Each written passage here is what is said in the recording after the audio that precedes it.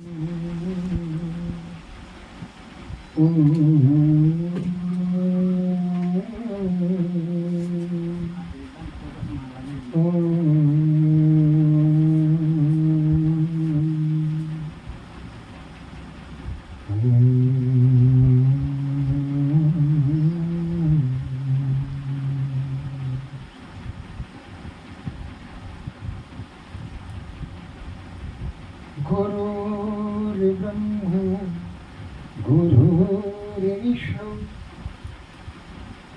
गुरुर्देव महेश्वर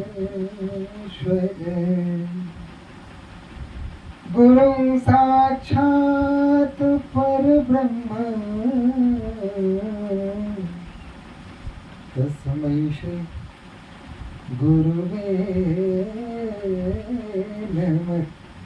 नमः।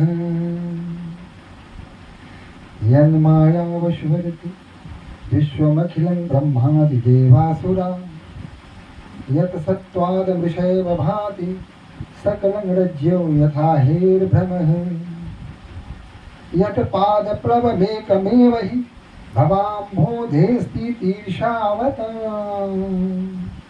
वन्देऽहं तमशेषकारणपरं रामाख्यमीशं हरिम् कुन्द इन्दुसमुदेह उमारमण करुणायन जासि दीन परने करऊ कृपा मर्दन मयन सुकृत संभूतन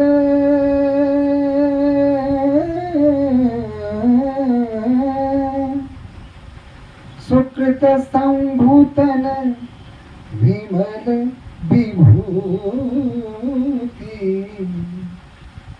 मंजुल मंगल मोद प्रसूति जनमन मंजु मुकुल मरहरन किए तिलक गुण गण बस करनी श्री गुरु पद नख मणिगण ज्योति सुमिरत दिव्य दृष्टि हिय होती। एक बार बोलिए श्री रामचंद्र भगवान के जय हो।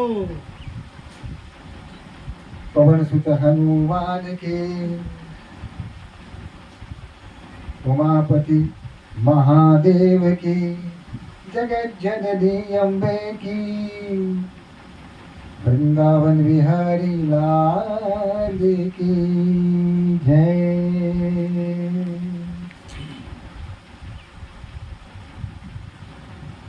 अब जैसा कि हमने देखा कि बाबा भोलेनाथ जब बाह्य रूप में प्रकट हुए, जब उनकी बाराती आ रही थी तो उनकी बाराती जहां भोले बाबा अपने बसहा पर सवार थे उनके आगे उनके गण नाच रहे थे। लेकिन जब समाज के लोग, नगर के लोग उनके अभिवादन के लिए, उनका स्वागत करने के लिए जब उनके पास पहुंचे तो वहां देखा कोई नहीं है। क्या किया? लोग कह रहे थे कि इतनी बाराती है, यहाँ तो कोई है ही नहीं, लोग चले कहाँ गए? तब ऊपर से आवाज आई, शोरगुल, हल्ला गुल्ला हो रहा था, विभिन्न प्रकार की आवाजें आ रही थी, स्वर गुंजरित हो रहे थे, भयानक भयानक डरावनी आवाजें ऊपर से आ रही थी। जब नगर वासियों ने ऊपर आंख करके देखा तो देखा कि सारे भूत प्रेत नंग धरंग आकाश में नाच रहे हैं, शोरगुल कर रहे हैं। डाकनी, भूत, प्रेत, पिशाच सभी नृत्य कर रहे थे। माता पार्वती ने जब देखा, हालांकि उनके साथ नारद बाबा भी थे, जो ही नारद बाबा ने देखा कि ऊपर भूत पिशाच नृत्य कर रहे हैं, समझ लिया कि अब मेरा कल्याण नहीं है। चुपके से वहां से खसक लिए मैया मैना को पता भी नहीं चला। पहले तो बड़ी खुश हो रही थी, विभिन्न देवताओं को देख रही थी अपने दल बल के साथ, सुंदर सुंदर कपड़े में परिवेशित, विभिन्न अलंकारों से अलंकृत अप्सराएं नृत्य कर रही थी, गीत गा रही थी। चारों तरफ आनंद ही आनंद का वातावरण व्याप्त था। तो तब तक तो माता पार्वती सुखी रही, खुशी रही, आनंद में रही। इंद्र को देखा, उनके दलबल को देखा, कहा कि कहीं दूल्हा यही तो नहीं है। उस समय नारद ने कहा कि नहीं भैया, ये नहीं है, अरे इससे भी अच्छे हैं। मैया खुश हुई हैं, इंद्र से भी अच्छे हैं।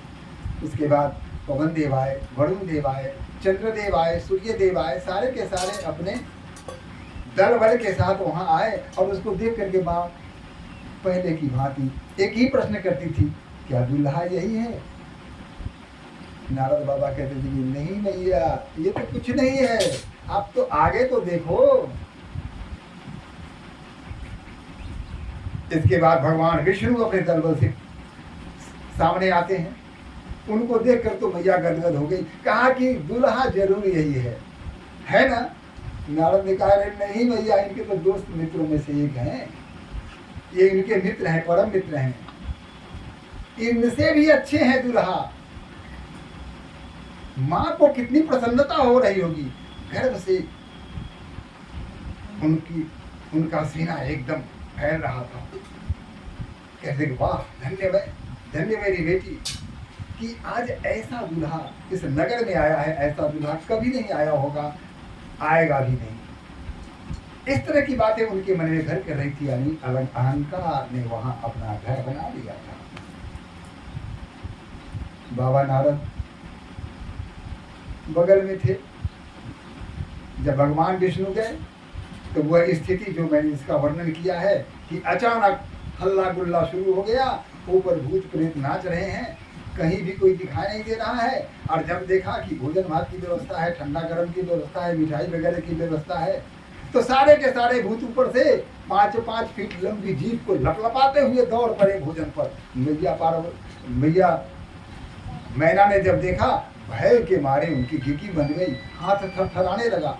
हाथ में जो थाली थी वो थाली थरथरा के नीचे गिर गई। एक हाथ में जो कलश लिए हुए थे जिसमें जल भरा हुआ था, वह जल का पात्र भी नीचे गिर गया, कलशा भी नीचे गिर गया। और इसी समय नारद जी ने देखा कि स्थिति बहुत गंभीर है। अब अगर कुछ देर भी यहाँ रहा तो आज मेरा कुशल नहीं, पता नहीं मैया क्या कर देगी। अतः आंख बचा के नारद जी वहां से निकल चले। अब भोले बाबा आए तो बसहा तो दृष्टिगत हुआ कि भाई बसहा है, अब दूल्हा कहाँ है? तो लोगों ने कहा कि भाई बसहा पर दूल्हा है। ये बसहा पर दूल्हा है, वहां तो कुछ दिखाई नहीं दे रहा है, लगता है कि कुछ है लेकिन दूल्हा तो दिखाई नहीं दे रहा है। कहा कि बसहा पर दूल्हा उल्टा बैठे हुए हैं, पहले बसहा को घुमाओ। अब बसहा को पकड़ा, उसको उल्टा घुमाया, तब देखा कि दूल्हा सरकार उल्टा बैठे हुए हैं।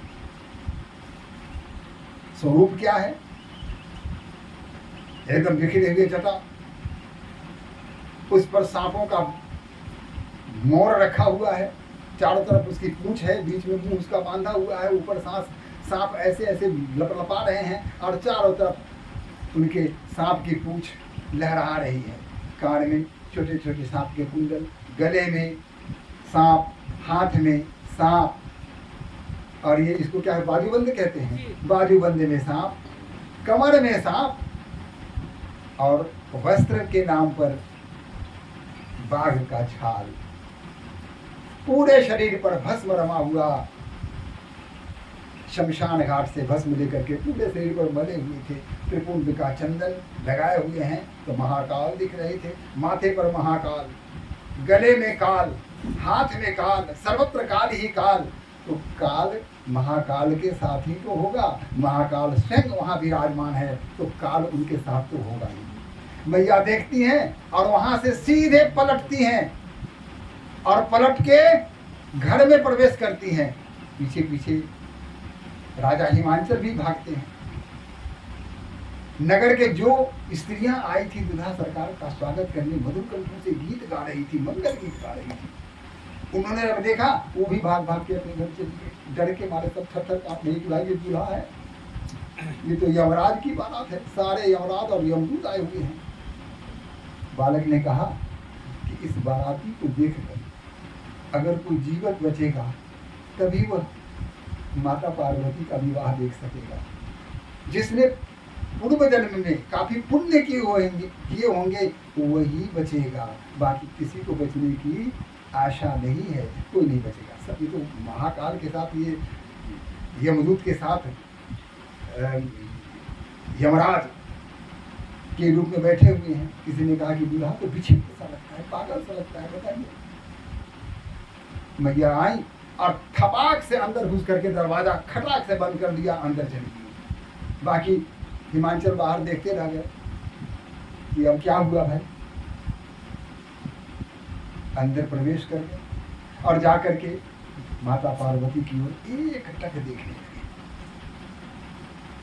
वह जो भयानक स्थिति, वह जो विभत्स स्थिति देखकर वो अंदर आई थी और सामने मुस्कुराती हुई सुकुमारी, शर्माती हुई। जब पार्वती माता पर उनकी दृष्टि पड़ी तो सर्वांग सिहर गया, हृदय में ममता हिलोड़े लेने लगी, आंखों से अश्रुओं की धारा प्रवाहित होने लगी और लपक के उन्होंने अपनी पुत्री को उठाया, अपनी गोद में बैठा दिया। कहा कि विधाता ने कितना बुरा किया तुम्हारे साथ पुत्री, थोड़ा भी नहीं सोचा। लगता है ज्यादा बूढ़े हो गए हैं ब्रह्मा, तभी तो इस तरह की बात उनकी समझ में नहीं आई। कहाँ पूर्ण सी सुकुमारी, तुम इतनी सुंदर सलोनी, और वो कहाँ भयानक गाल पिचके हुए, विचित्र आंख, लाल लाल आंखें, फुफकार रहे हैं सांप। ऐसे व्यक्ति के साथ इस सुकुमार बच्ची का विवाह, सठिया गए, उनका दिमाग खराब हो गया है। जो फल सुरतरु में लगना चाहिए, कल्प वृक्ष में लगना चाहिए, उस फल को उन्होंने बबूल में लगाने का प्रयास किया। उन्होंने कहा कि जो भी हो, यह विवाह तो मैं नहीं होने दूंगी, नहीं होने दूंगी। मैं पहाड़ से अपनी पुत्री को लेकर कूद जाऊंगी, समुद्र में छलांग लगा के मर जाऊंगी, स्वयं को अग्नि में जला लूंगी, लेकिन यह विवाह तो कतई नहीं होगा, कदापि नहीं होगा, कभी नहीं होगा। जैसे भी हो, यह विवाह नहीं हो सकता। चारों तरफ सन्नाटा छा गया। फिर बाबा नारद की बात आई। कहा कि नारद को तो देखिए कितना सम्मान मैं करती थी उनका, कि वो झूठ नहीं बोलेंगे। पुरोहित बना के उनका मैंने स्वागत किया था, इतना सम्मान किया, दान दक्षिणा देने में किसी प्रकार की कोई कमी नहीं रखी। फिर भी क्या किया उन्होंने? मेरी पुत्री को झूठी झूठी बातों से बरगलाया और उसे तपस्या करने के लिए प्रेरित किया। किसके लिए? उस पागल के लिए, उस विक्षिप्त व्यक्ति के लिए। मैंने क्या बिगाड़ा था उसका कि उसने परिवार को, मेरे समाज को, मेरे संस्कार को, सबको नष्ट कर देना चाहा, सबको समाप्त कर दिया। अब हमारे पास कुछ नहीं बचा। हम अपनी पुत्री को किस प्रकार उस अभंग के को दे सकते हैं, उस बाबड़े को कैसे दे सकते हैं? इस तरह से वह विक्षिप्त हो गए। माँ ने कहा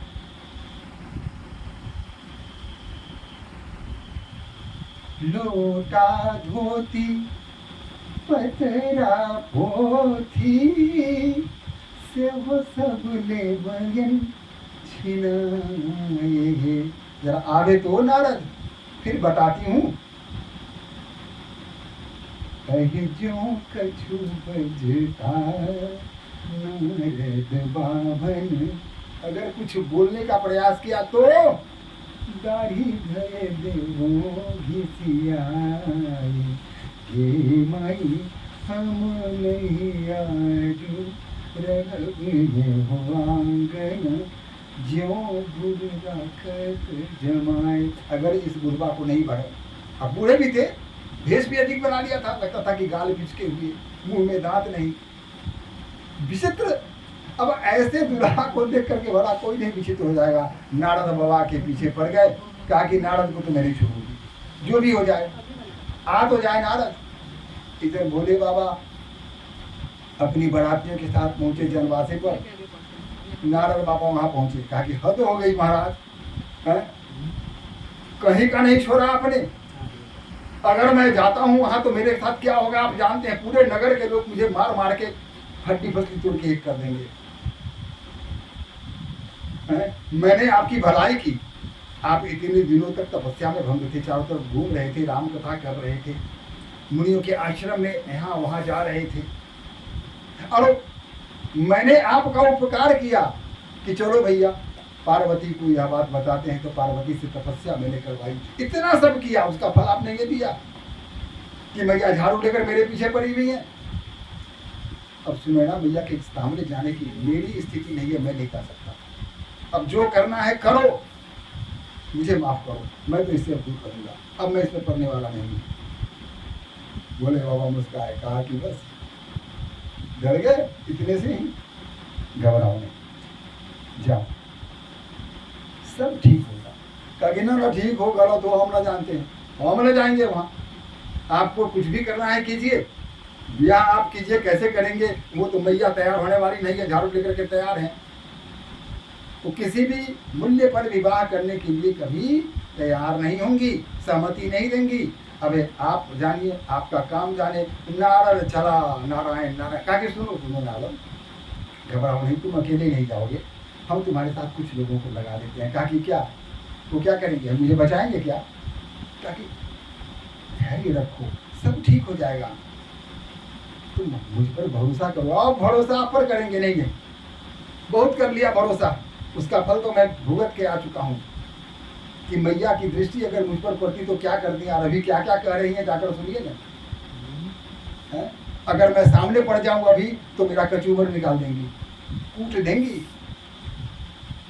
उन्होंने कहा कि नहीं, तुम्हारे साथ सप्त ऋषि जाएंगे, जिन पर उन लोगों को भरोसा है। हिमांचल ज्यादा भरोसा करते हैं, ज्यादा विश्वास करते हैं। सप्त ऋषियों का आह्वान किया, सप्त ऋषि भी आ गए। कहा कि तुम अकेले नहीं जाओगे नारद, तुम्हारे साथ ये सप्त ऋषि जाएंगे, और जाओ जाकर के उन्हें समझाओ बुझाओ। बड़े कठिनता से नारद बाबा तैयार हुए, लेकिन फिर भी अंदर ही अंदर भय कर रहे थे कि क्या पता वहां जाते ही अचानक मैया का दिमाग अगर गर्म हो गया तो मेरे साथ कौन सा व्यवहार करेगी, कहना बड़ा कठिन है। वो कुछ भी कर सकती हैं। डरते डरते नारद जी सातों ऋषियों को आगे, आप लोग आगे आगे चलिए, हम आपके पीछे चलते हैं। आगे आगे सातों ऋषि, अब सबके पीछे नारद जी चुपचाप, नारायण नारायण भी भूल गए बेचारे, चुपचाप उनके पीछे आ रहे हैं। पहले हिमांचल से मिले, हिमांचल को बताया कि आप चिंता न कीजिए, वो जो आप भगवान शिव का रूप देखे हैं वह उनका बाह्य है, आंतरिक सौंदर्य आपने देखा कहाँ है। तो सप्त ऋषियों ने समझाया, कहा कि मैं तो समझता हूँ, उनको समझाइए नहीं, मुझे समझाना तो बड़ा आसान है, कठिनाई तो वहाँ है, वहाँ तो जो असंभव सा दिख रहा है उसे संभव करके दिखाइए। कहा कि चलिए मैं ले जाकर समझाता हूँ। वहाँ गए और जा करके उन्होंने पहले पार्वती माता की वंदना की। सप्त ऋषियों ने माता पार्वती की वंदना की, नारद ने भी भगवान माता पार्वती की वंदना की और कहा कि मैया, आप जिसे सामान्य युवती समझ रही हैं, जिसे सामान्य बेटी समझ रही हैं, वो साधारण नहीं है। ताकि क्या वो मेरी बेटी नहीं है? नहीं नहीं, है आपकी बेटी, लेकिन सामान्य नहीं है। वो संसार जगत माता है, वो विश्व की माता है, वो तीनों भुवन की माता है, वो उनसे ऊपर कोई है ही नहीं। और जिन्हें आप देख के डर के आ गई हैं, तो वो जगत के पिता हैं, त्रिभुवन के पिता हैं। और इन दोनों की जो जोड़ी है आज होने वाली नहीं है, तो युगों युगों से यह जोड़ी चल रही है। आपको भाग्यशाली हैं आप कि आपको यह अवसर मिला है कन्यादान करने का। यह अवसर किसी को कहाँ मिलता है। भगवान शिव का विवाह अगर पार्वती के साथ हो जाता है, इससे बड़ा पुण्य किसी को मिल ही नहीं सकता है। जन्म जन्म में जो भी आपने पाप किए होंगे, अधर्म किए होंगे, यहाँ सारे पाप अधर्म कट जाएंगे। पुण्य की भावी बनेंगे और अंत में आप वैकुंठ धाम जाएंगे। वैकुंठ की व्याख्या मैं कर दूं कि वैकुंठ का तात्पर्य ये नहीं है कि वहाँ आपको सारी सुख सुविधाएं मिलेंगी, आप वहाँ जाएंगे तो नाच गाने होते रहेंगे। वैकुंठ का तात्पर्य ये होता है कि जब आप वहाँ जाएंगे तो वहाँ आप प्रभु में विलीन हो जाएंगे, आपका अस्तित्व प्रभु के अस्तित्व में विलीन हो जाएगा। जन्म मरण का जो बंधन है उससे आप मुक्त हो जाएंगे। इसे कहते हैं वैकुंठ। किसी भी आप साधु संत से पूछें कि आप स्वर्ग जाना चाहेंगे तो पहले ये लग गए, हम स्वर्ग जाना क्यों चाहेंगे, हम स्वर्ग तो नहीं जाना चाहते हैं। तो कहाँ जाना चाहेंगे, तो हम तो वैकुंठ जाना चाहते हैं। वैकुंठ क्यों जाना चाहते हैं कि वहाँ परमात्मा में हम विलीन हो जाएंगे। तो हे भैया, आप वैकुंठ की उत्तराधिकारी होंगे, वहाँ आप सहज रूप से वैकुंठ में आप चली जाएंगी। आप चिंता मत छोड़िए। जिन्हें आप सामान्य बालिका समझ रही है, वो सामान्य बालिका नहीं, सामान्य स्त्री नहीं, वो महारानी है, वो जगत पति भगवान श्री शिव की अर्धांगिनी हैं।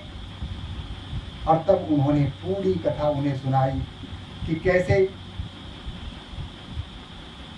सती माता को मोह हो गया था, उनके हृदय में संदेह हो गया था, और किस प्रकार उन्होंने भगवान श्री राम की परीक्षा ली थी जिस समय वो जंगल में भटक रहे थे और सामान्य मानव की तरह विलाप कर रहे थे। हे मधुकर श्रेणी तुम देखी सीता मृगनयनी। इसी को देखकर के भ्रमित हुई थी सती ने, कहा कि इस तरह का विलाप कोई परमात्मा थोड़ी कर सकता है। यही उनको भ्रम हो गया था, संदेह हो गया था। और उसके बाद इस संदेह जब उनका टूटा तो उन्होंने जब पूछा भगवान ने कि आप इस विपिन में भटक रही हैं, विश्वभानु कहाँ है, भगवान शिव कहाँ है, तो और भी लज्जित हो गई। और इस तरह ईश्वर भगवान श्री शिव ने मन ही मन माता सती का परित्याग कर दिया। और किस प्रकार दक्ष ने यज्ञ किया था, प्रजापति दक्ष के यज्ञ में किस प्रकार भगवान शिव का अपमान किया गया और वहाँ किस प्रकार उन्होंने अपने को अग्नि में को समर्पित कर दिया और वहाँ जल के भस्म हो गई थी। और उसके बाद इनका जन्म आपके यहाँ हुआ है। इन सारी बातों को समझे। जब ये सारी बातें उनकी समझ में आई तब कहा कि अरे हाँ, फिर क्या हुआ,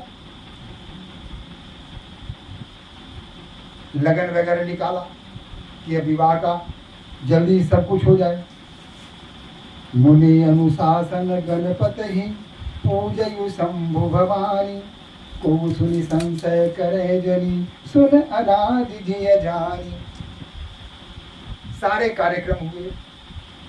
माता पार्वती खुशी पूर्वक परिछन का कार्य किया, जल से अभिषेक किया, पुष्प वृष्टि की, आकाश में देवता खुशी के मारे नगाड़े बजाने लगे, पुष्प की वर्षा करने लगे, चारों तरफ आनंद। और फिर पूर्ववासी नारियां जब उनको पता चला तो पुनः वो लौट के आई और फिर जो स्थिति बिल्कुल विपरीत थी आज बिल्कुल उलट गई। जो कुछ देर पहले चारों तरफ अशांति थी, अराजकता थी, लोगों में आतंक का भाव था, आज बिल्कुल उलट हो गया। एक वह पल था, एक यह पल था। चारों तरफ शांति शांति हो गई। राजा हिमांचल लोगों को भोज भात कराने में लग गए। रसगुल्ला, पंतुआ, ठंडा गरम जो भी था, लोगों को यथोचित सत्कार किया, लोगों को बैठा करके उनका स्वागत किया, उनको खिलाया पिलाया। और फिर कन्यादान का समय आया। राजा हिमांचल, माता मैना दोनों ने मिलकर अपनी पुत्री का कन्यादान किया। बाजही बाजन विविध विधाना, सुमन वृष्टि न भवे विधि नाना। हर गिरिजा कर भययु विवाहु, हर गिरिजा कर भययु विवाह। गिरिजा पार्वती माता, हर भगवान शिव, दोनों का विवाह हो गया। सकल भुवन भरि रहा उछाहु, दासी दास तुरग नथ नाना। धेनु बसन मणि वस्तु विभाना। एकदम सोना चांदी गाय जो कुछ भी है सब लुटाने लगे, दान देने लगे। चारों तरफ आनंद की स्थिति थी। दाइज दियो जो बहुभांति पुनि कर जोरी हिम भूधर कहो, कादेऊ पूरन काम शंकर चरण पंकज गही गहो। शिव कृपा सागर ससुर कर संतोष सब भांति कियो, पुनि गए पद पीठोज मयना प्रेम परिपूर्ण हियो। दामाद की पूजा की जाती है, चरण वंदना की जाती है। भगवान शिव के पैर को छू करके और उनसे कहा कि अब हमारा सारा काम आपने पूर्ण कर दिया। मन में, हमारे मन में, हमारे हृदय में अब किसी प्रकार की कोई अभिलाषा शेष नहीं रही। सारे मनोरथ पूर्ण हो चुके हैं। फिर उन्होंने कहा कि मेरी पुत्री है, सुकुमारी है, अनुभव नहीं है, इससे अगर कोई भूल हो जाए तो उसे अपने मन पर मत लाइएगा। आप तो वैसे ही क्षमा करने वाले हैं, इसे क्षमा कर दीजिएगा, इसे अपने चरणों की दासी बना के रखिएगा। बहुविध शंभु सासु समझावा, भगवान शिव ने सासु को भी समझाया कि चिंता मत कीजिए, हम इसको ले तो जा रहे हैं, किसी प्रकार का कोई कष्ट नहीं होगा, आप निश्चिंत रहें। भगवान शिव ने समझाया। गवनी भवन चरण सिरु नाई, जाने के पहले सबको चरण सिर नवाया। जननी उमा बोली तब दिन्ही, जे उछंग सुंदर सिख दिन्ही, कहा करे सदा। माता ने, माता पार्वती को, उनकी माता ने, माता पार्वती की माता, माता पार्वती को सीख दे रही है, समझा रही है कि देखो बेटा, करहूं सदा शंकर पद पूजा, सदैव भगवान शंकर के चरणों की पूजा करना। नारी धर्म पति देवुन दूजा, यही नारी का धर्म है, इसके अतिरिक्त और कुछ नहीं है। वचन कहत भरे लोचन बारी, यह कहते कहते उनकी आंखों से अश्रुओं की धारा प्रवाहित हो रही है, माँ रो रही है। जब बेटी की विदाई होती है, माँ कितनी जार जार रोती है। उनका हृदय, उनकी आत्मा जार जार रोती है, सुसकती है, भीतर रोती है, बाहर रोती है, आंखों से अश्रुओं की धारा प्रवाहित हो जाती है। मैना भैया के साथ भी यही हो रहा है। बहुरी लाई गुर लिंग कुमारी, और पुनः अपनी पुत्री को हृदय से लगा लेते हैं, चिपटा लेते हैं। कत विधि सृजी नारी जग माही, नारी के लिए कैसी विडंबना है। पराधीन सपने हूँ सुख नाही, नारी के लिए कैसी विडंबना है, उसे जीवन भर किसी के अधीन रहना पड़ता है। और प्रतंत्रता की कभी स्वप्न में भी सुख की आकांक्षा नहीं की जा सकती, उम्मीद नहीं की जा सकती। हालांकि गोस्वामी जी ने कहा है तो पुरुषों के लिए भी यह बात आती है कि हमारे यहाँ जो पति पत्नी का संबंध होता है वह बराबर का होता है। पति दाएं अंग है तो पत्नी हमारी बाएं अंग है, दोनों का एक ही दायित्व होता है, दोनों का एक ही अधिकार होता है। एक अगर देवता है तो दूसरी देवी है।